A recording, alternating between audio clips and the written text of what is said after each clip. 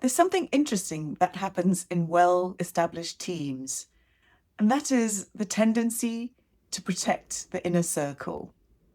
This can be seen as a positive, but if not managed well, over time, it can trip you up. I'm Dawn, and this is Have That Talk.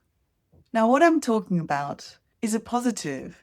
It's great when your colleague stands in for you, picks up that extra piece of work, or stands up for you when you've missed that deadline. Because what that does is keep the engine going. The team continues to perform. And on the surface, it looks as if everything is great because everybody is so nice and supportive of one another. But what is actually happening is the engine is missing one or two pieces.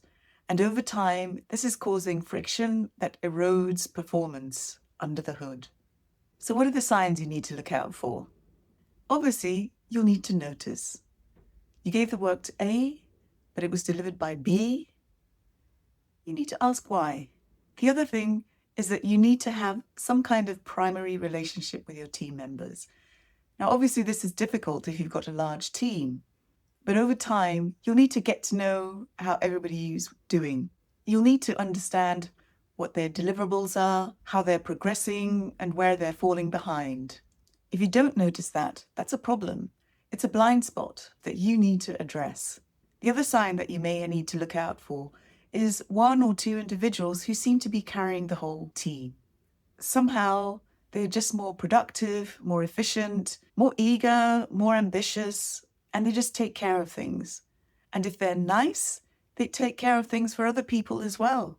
And these high performers are often at risk of burnout, or sometimes they'll just decide to quit. The pressure is so high, and they'll see that you're not noticing their efforts, and you're not doing anything about the disbalance. Telling the boss that there's one person who's not pulling their weight is a huge step that requires courage. People don't want to be disloyal. They don't want to be seen as a snitch. So having that direct line to everybody in your team is really critical to finding out who's doing the heavy lifting and where the gaps are, the weak points. And then there are the situations where the underperforming colleague actually has personal problems that they're dealing with. There may be illness, personal pressures, problems in the family, or something else that's just causing them to not being able to show up as they should, or they would at work. So your role is to notice that, to connect one-on-one with each team member, to bring up your observations in meetings and in one-on-one discussions.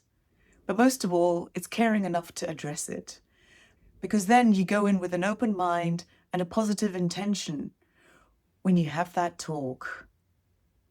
Okay, I'll see you next time.